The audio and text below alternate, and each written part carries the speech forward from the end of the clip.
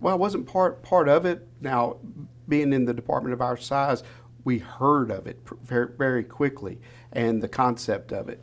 The shop talk started back when I was in narcotics, and so we knew where it was going, and having John spearheading that was the best person to do that, because he is, like I said, he's real versed in communicating and getting people to believe in his vision, and his vision was really good, because having officers interacting with individuals out in the public, be it shop talk or coffee with a cop or we have other different events that we do, is great, because when they know us as a person and we develop those relationships, it's good for everybody. I enjoy doing the shop talks. I enjoy doing the coffee with a cop, because the community come to us. They just come to us and they just want to talk to us. They just want to talk and have conversation. Not always. It's not always any law enforcement questions. Sometimes it's just things about family. It's just things about, hey, what they're going through, and they just need somebody to talk with. But we just recently had a event a few days ago, actually, and it was a shop talk event where the barbers, they did a competition. We had ugly Christmas sweater contest, and it was like the community, the barbers, law enforcement, we all came together just to commune, just to be together, to interact with one another. It was just an amazing event, just seeing everybody there, children there, and just everybody eating together, learning about each other, just talking and just having a good time. So that's what it's all about. That's what law enforcement is all about. Of course, we want to make sure that those gaps are mended between law enforcement and the community. So I guess that would be the most recent memorable event that has happened. I think there's a lot of room where we can start moving in that direction. I know that they've had a counselor for the domestic violence reach out to some of the shop talk owners. Being over the mental health response team, we could easily get one of our 3 clinicians that is attached to that team, along with the 4 officers and the sergeant, be available once a month to go out to the shops or go with the officers. So on the mental health response team, you have 2 officers and a clinician that go out in the field and answer calls, and have them go visit a shop or 2 every week, or have a regular schedule so that they can go around and meet. And if they've got questions, or if they had clients come in that were exhibiting mental health issues, they could give our mental health response team their names, and they can follow up as a resource. When he first came up with the idea, he brought it to me and told me about it, and I thought it was a brilliant idea. When I first started working here back in '91, I noticed that there was some type of a disconnect with the police and the minority communities. And I thought, of course, by me being a minority officer, I thought there was something that needed to be worked on. I didn't come up with anything, and I feel guilty about it, but thank God my friend John Plunkett did. When he came up with Shop Talk, again, I thought it was a brilliant idea, because the barber shop is a place where people have conversations about all types of different topics, whether it's politics, family, relationships, sports, religion, current events, you name it. People talk about it at the barber shop. And so that's why I think this has really taken off and has really turned out to be a really good thing for the department and the citizens of Vernon. I think other departments have seen the success, and they're taking it and they're using it, which is a great thing. Which communities all across can benefit from this, and I just see it continuing to grow. Yeah, so I was an assistant chief at the time. It was right after July 7th, 2016, when the Dallas police officers and the DART officer were murdered in downtown Dallas. our department had always had a great relationship with our community. We had great programs. We did a lot of community outreach. But I was walking through CID one afternoon, and John Plunkett stopped me. He was a gang officer at the time, and he stopped me. He goes, "Hey, Chief, what are we doing in our communities? What are we doing in our African American communities specifically?" And so I talked to him about the programs that we had and the relationships that we had, and he goes, "Chief, that's not enough."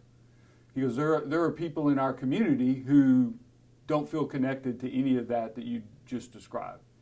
And I said, I pushed back on him and said, "Okay, John, what can we do different? What can we do more? How do we get our message out to a broader audience?" And he goes, "Well, I think we need to start looking at barbershops and how we get involved in barbershops." And so he and I had a conversation about what goes on in an African American barbershop. It's more than just going in and getting a haircut. It's an incredible social bond that occurs in these shops, and where people, whether you need a haircut or not, it's a place that you can go and visit with your friends and talk about current events. And to that community and that culture, it's much like a coffee shop is to an elderly community, where everybody goes in the morning and they all tell stories and talk about their day, and then everybody goes away.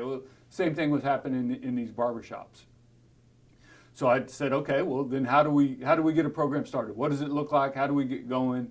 And he took it from there. And because of his relationship with the community as a gang officer, as a patrol officer, he had always been that officer that understood policing from both ends.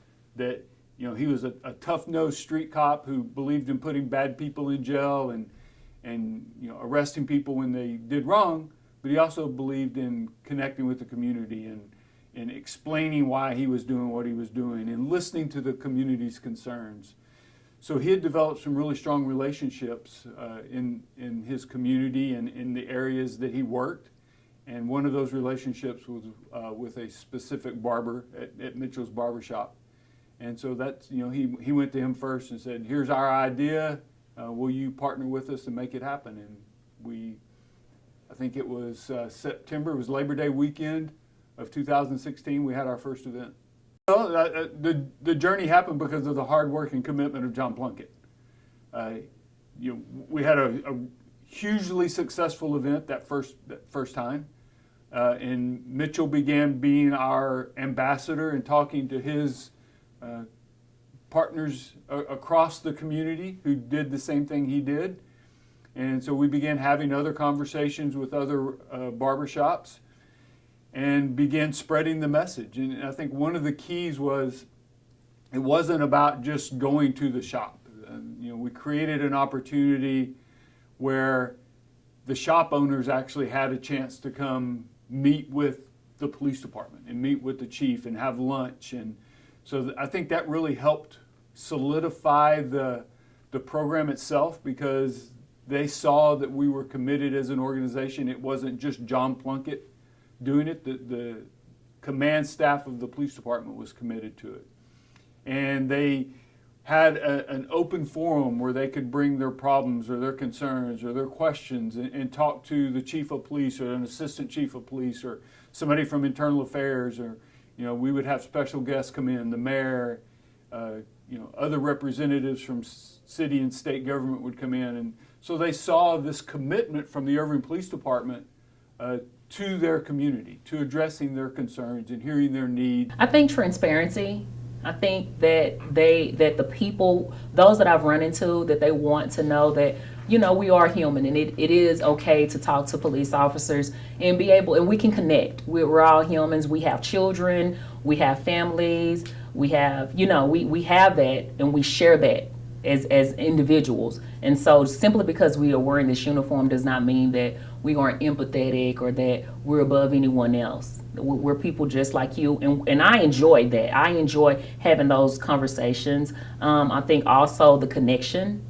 You want to continue to build that connection with the barbers, the beauticians, and the citizens that they even serve, because some of them stay in this city. So, Shop Talk, I started hearing about that.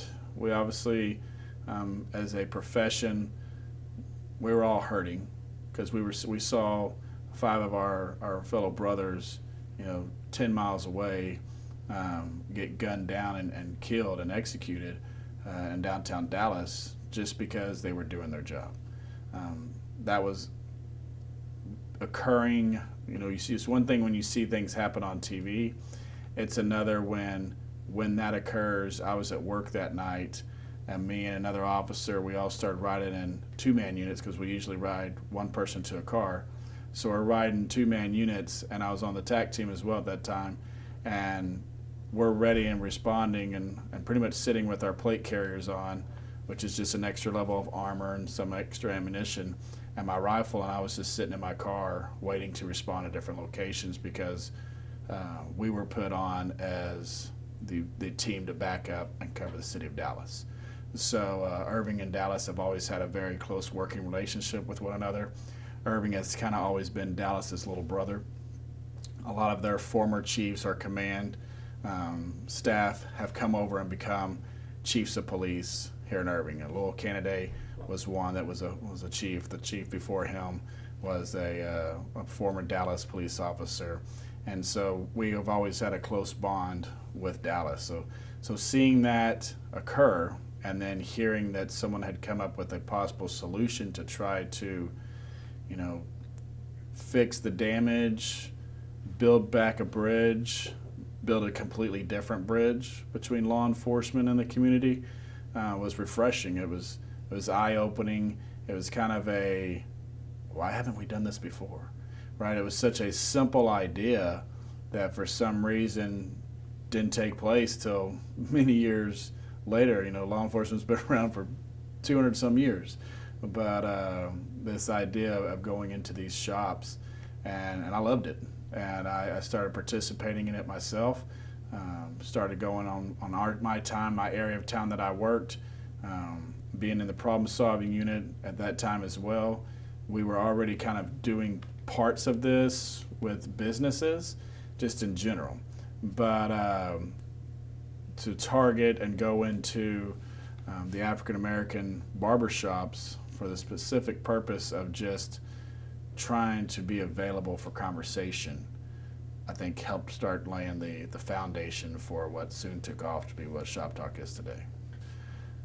To see that Shop Talk has incorporated that same type of giving back behavior to where these Shop Talk owners are kind of coordinating their own. They're having Thanksgiving drive-throughs to where you can come get a turkey and you can get a Thanksgiving meal. They're having Christmas toy giveaways.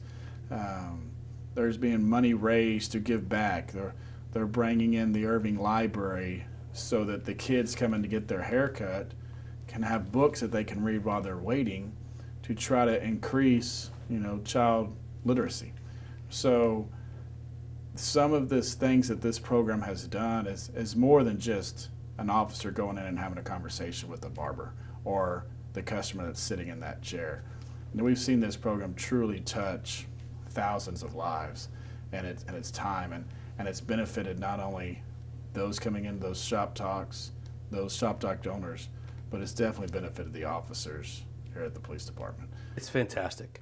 So to give you a little background on Shop Talk, you may have already heard this from others, but it came out as an idea after the officers were killed in July down in Dallas. And he came to our chief, gave him the idea of we need to do something better. We need to approach our community in a different way. And what he did was provide a voice. It was able to provide a voice, and then with Shop Talk, or the location, it provides a safe place to have those conversations. Law enforcement is changing, and it's moving towards that more transparency. Our community wants it, and I think you can see it across the nation. They demand it. And so if you look at timing, I think it was the right thing at the right time. You had enough fuel behind the fire on the community side, but you also had enough fuel on our internally of us in law enforcement wanting to make that change. And the greatest part about it is we didn't wait as an agency until the problems were out our back door, right? I think we took a very proactive approach, And I think that's what's made this program the success that it is. When a community is going through problems, we'll call it challenges, on how they perceive their police department. If you wait until there's a problem, it's not going to be genuine. It's going to be, we're responding because we have to. In our case, because we were proactive, and I believe that we are genuine, I think it truly comes across to the community that we as an agency want to make a difference. We hear you, so to speak. We want to move this profession in a step forward.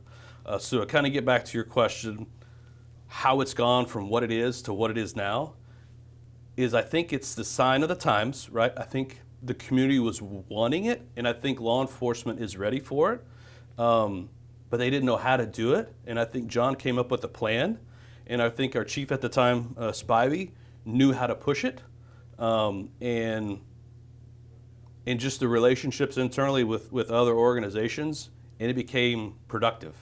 And so the more we talked, I realized that he had a need for merchandise and for advertisement and for having little knickknacks and items to give away and things that had the Shop Talk name on them. So we started talking about using the Shop Talk logo to create merchandise. We also started talking about a slogan to go along with the Shop Talk logo. So after tossing around some ideas, we ended up coming up with the slogan for that. Trust and unity makes a better community is the slogan. And then how to take both of the concepts of the slogan and the logo and combine it and create signs, posters to hang in the shops so that the shops that participate in Shop Talk can be recognized as a Shop Talk participant. Then it kind of evolved to, well, what else can we do? Table runners with the Shop Talk logo, giveaway items, pins, little balls for the kids that have the Shop Talk logo. Just basically ways to get the word out there and pass out merchandise and have this logo on it. I hopefully see more officers in the department getting involved. I know when I was a training officer before I became the school resource officer, that was a big thing for me to take all my recruits and introduce them to the program. And I got to the point where the training and personnel department would call me and have recruits who haven't actually started like at a police academy yet, but had a few weeks to a month or two before they actually went to training, that I would meet them at different shops and kind of introduce them to the different barbers. So I did that a few times. So I think it will continue strong in Irving for the foreseeable future. I know Chief Miller, our current chief, is very supportive of the program. I would just like it to see to continue to expand beyond the DFW Metroplex and throughout Texas and hopefully other states as well. That gap that we had where, we, as a police department, we've always done our very best to try to connect with various members of our community. And the thing that impressed me about his idea for the Shop Talk program was he found an area that had been untouched by the police department, and the ingenuity of it was, here you have the potential to reach maybe a marginalized group in our society, people that don't necessarily interact with the police, but he found a venue where conversations can kind of naturally occur with the community. And I was listening to a podcast one time, and they this term of art that I hadn't heard before, called social infrastructure, and that's kind of how I think of the shop talk. Is, you know, these barber shops, these salons, they're part of the social infrastructure of those neighborhoods, and I think what they mean by that is it's a place where people congregate to naturally interact, and they might talk about anything and everything in those contexts. I don't know that I can give you one. I can give you multitude. Because again, we represent both the people in the community and we represent law enforcement. We are what I would call the bridge between the two. Community sometimes has an opinion about law enforcement, and law enforcement sometimes has an opinion about community. So the one thing that we do is build trust through this program. Through that comes unity.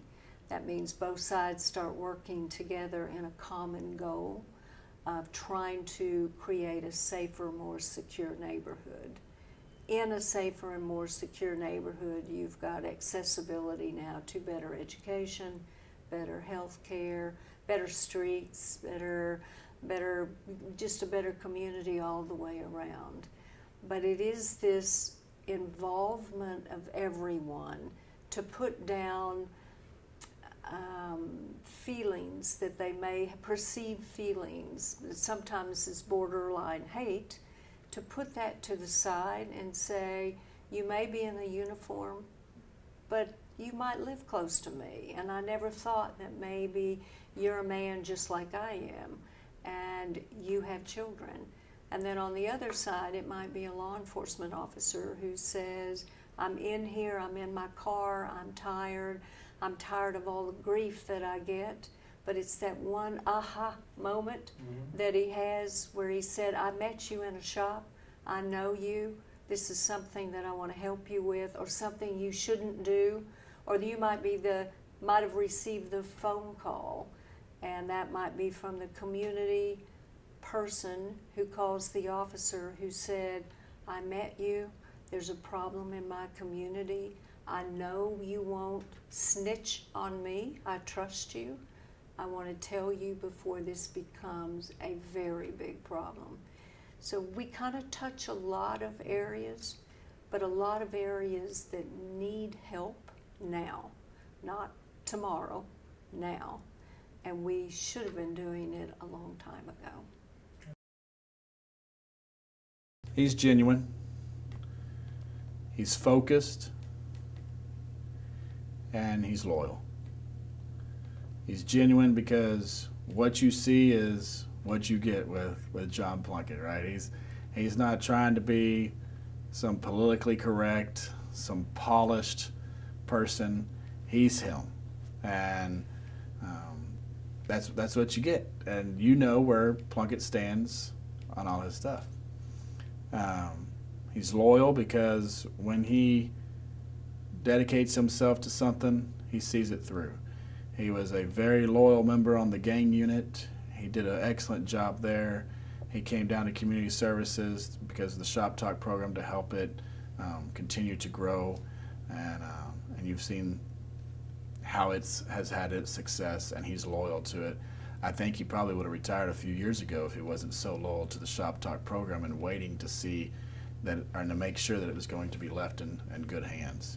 He has been focused on the goal the entire time of making the community relationship stronger between the police department and mainly the African American community. John was always great at being a gang officer, gang investigator. He had a knack of talking to not only the family, but also to the individual that was in the gang. He has the ability to let them know about that their actions have consequences, and was able to provide stories. And he was always a no-nonsense type of officer. Very straightforward. You know, if he said, hey, I'm going to arrest you for X, Y, and Z, and that person ended up doing that, sure enough, he was going to arrest him. I would say passionate about what he's doing, whether it's in the gang, working as a gang investigator, as a patrol officer, or what he does now, doing with the shop talk. I'd always say thorough. He's going to plan stuff out, and he's going to be consistent. Well, Officer Plunkett, he earned a name for himself on the streets as being a very take care of business kind of guy. And I'm talking about, with the criminal element. And the criminals kind of were like, don't go to this area of town because Officer Plunkett works that area. And even so far as to just don't go to Irving even and commit a crime, that is. So he definitely was well known on the streets. The bad guys knew who he was, and they knew, to keep it clean if they were smart. Very, very smart, good with the community in so many aspects. He can wear a lot of hats. He can be the tough guy. He has a very authoritative type presence. So, when he's talking to you, listen, he means business. But he also has this community services aspect to him as well, to where he can be the kind, gentle guy and lend a helping hand. He's here to help. He's not just here to put the bad guys in jail. Well, my message would be, hey, you did a great job with this program, and I hope that whoever comes in to fill your shoes, you've really given him the rundown on what to do to keep this program going and building and growing and getting better and bigger. But he's done a fantastic job with this program. He's really just nonstop, thinking about what to do next, the next project, the next item, the next thing. He's funny. He likes, one of the things he likes to do is give people nicknames. So he has a nickname for people, that he works with. So not every person has a nickname, but I think if you have a nickname from Officer Plunkett, you're special. My message to him is, thank you, John, for your dedication to the department, to the community, the mentorship role you played while you were in the gang unit, how you approached your job, and then the way he developed a program and really saw it through to the point where it's actually an enduring legacy. Like he will forever be associated with that program here at the police department, and it's a program that we intend to keep and keep going indefinitely. So for that, I would thank him for that, because I think it is a valuable part of our community outreach. He's the classic hard exterior, soft on the inside kind of police officer. That's how you would sum up John Plunkett. And he's just his dedication is unsurpassed. His work ethic. Once you get to know John, and you realize he's not all just about fighting crime and being serious, and you see that he's fully embraced the outreach side of policing. I guess to sum it all up, by the end of his career, he's the perfect, well-rounded police officer. Was probably when I was a sergeant in CID, and he was in CID as a gang officer. I knew John to be a hard-working cop who, if you had a task, if you needed somebody located who needed to be arrested, if you needed to find a witness, if you needed someone to go sit on a house and do surveillance for hours upon hours, John was your guy, because he was fully dedicated and fully bought into the mission of the department, the mission of whatever that case was that you were working on, and somebody that you could depend on that would not only get the job done, but get it done right. You wouldn't have to worry about there not being documentation of the work that had been done, or he was not someone who takes shortcuts. He's someone who follows the rules of the law, documents what he does, but he's very stubborn when it comes to getting the job done, and he doesn't like to fail. John, congratulations, right? What a great career, what a storied career he had here at the Irving Police Department. He was selected Officer of the Year twice. That's unheard of. He was the first Irving police officer to ever receive a Department of Justice award for the work that he did with the Shop Talk program. John, I've loved having the conversations, and over the last year, we come in and talk about politics and everything else. I'm really gonna miss that. I'm gonna miss his booming voice and his bigger-than-life personality, and he's the kind of person that he toes the line, and that sets the example and helps everybody else to realize that they need to toe the line as well. And I've always been fond of John, and I wish him all the success in the world in his career or whatever he does after he leaves the Irving Police. I thought he was a good guy. One thing that I noticed about him right off the bat is how serious he took his job.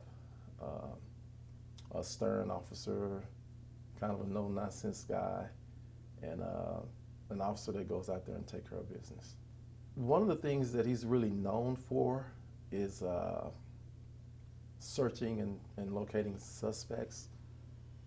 If I'm working a crime scene and we have a good suspect, a lot of times Officer Plunkett would already know who the suspect is or has some type of contact or experience dealing with the suspect, and he was really known for finding suspects. I just want to tell him that I love him as a brother. I'm proud of him, that I'm very happy that he started this program and how well it has done, and I wish him well in his retirement. Oh, it was fun. It was fun. We had a blast. In fact, he was my training officer when I transferred to the gang unit in 2007, summer of 2007. He trained me and showed me the ropes, and we had a good time. Oh, he's just, he's like I said, he's a hard worker. He's got a great sense of humor, and he's given a mission, and he takes care of it. He goes through with it. He sees it through.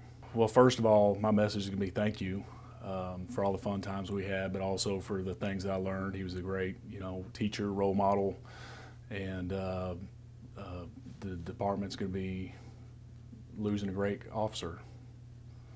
I think he will go forward with it. I know Chief Miller is very community oriented, and he's gonna stay with it. Well, John Plunkett is one of the hardest working officers I know.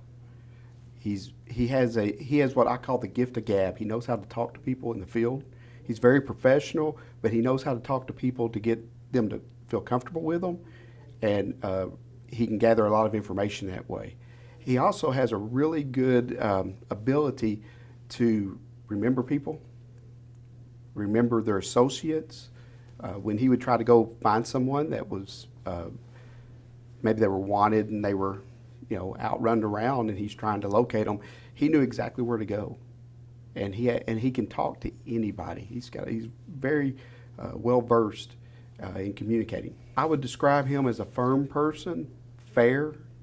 He has very high integrity and morals. He's a hard worker, and he's someone I can call friend, because we've been friends for a long time. He wants to help people, but he's not fearful or does not avoid having those conversations sometimes when they can be a little controversial. He will talk to them. He tries to get everyone's point of view before he makes a decision. John, we've been together a long time. Like I said, we're one badge apart. We were hired at the same time. it's almost like, part of my family's leaving, because since I can remember being a police officer in Irving, John was there. And he was there to back you up and stand behind you, beside you, and in front of you if that needed to be. And I wish him the best, and I know he will do great. Well, when he talked, it was very, very clear and concise, to the point. I mean, he explained everything in detail. And he, gave his personal touch with it, and just made everybody in the class feel comfortable. So, you could receive what you was learning in a comfortable environment. Most definitely compassionate. I can definitely say he's compassionate and passionate about what he does, caring, very professional, definitely disciplined, persistent, and I've seen him organize and put together a lot of events, having to contact so many people. He have his hands in so many pots, and a lot of people, reach out to him, for help and for guidance and for, just whatever it is they need, and somehow he's able to stretch this way and that way, to help people out. So, man, he's definitely, persistent, and he's the guy you go to when you need some help. Yeah, you know what? I'm very thankful to have came into contact with Officer Plunkett. It definitely can't be forgotten. I've learned a lot from him since I've been working with him, and he's been in law enforcement career for over 30 years, and it's a lot of knowledge and wisdom that comes from that. So I definitely look up to him. He's nearing the end of his career. He said we booting him out of here, but I said, nah, you leaving us. It's time for you to go. So he ready to go. But man, I'm just glad. All I can say is I'm thankful to have met him. You don't meet, when you meet a good person, you want to cherish that person, and you just want to keep them retained in your memory. So that's what I want to do. Oh, well, I think I alluded to it before, his booming voice. You know when John's in the room, you can hear him coming a mile away. That and his booming personality. He has a real good sense of justice, and he sees that it doesn't matter what race you are or what your religious belief is. There's rules to be followed, and you're expected to follow those rules. And if you step out of line, then there's consequences for that. And that's one of the things I admire about John. He doesn't play favorites. It's all about doing right. He is genuine. He is the real thing. He is very sincere. He tells it like it is. He doesn't beat around the bush. He's extremely loyal and dedicated. He is one of the best officers that this Irving Police Department has ever had, and he is going to be sorely missed when he retires next month.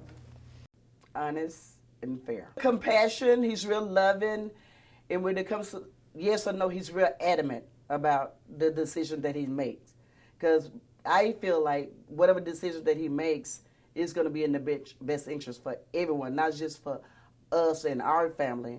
That's one thing about him. He's going to make sure that overall everyone will benefit from a situation or whatever. He just doesn't do things just for him and to get recognition. He's real humble. He don't really like, Officer of the Year and all these things like that. That's good. That's great. But he's not the kind of person that want all that attention on him. The first time I met John was in Chief Spivey's office. He came in to tell me about the program. I think it was probably another 6 to 8 months before I saw him. We sat, we talked about the program. The chief was there. We talked about growing the program. John Plunkett is an Army veteran. He is a true patriot. He loves his community, and he loves his job. At that time, he was with Irving Police. He is a proud police officer. He is a proud veteran. More importantly, he is a proud American. And those same wonderful qualities he brings not only to One Community USA since he has joined us, but that kind of filters out to everyone that he touches through the Shop Talk program, or even Una Comunidad, because as we know, he is an African American man, but he is now also going in Latino speaking shops. He can do it all.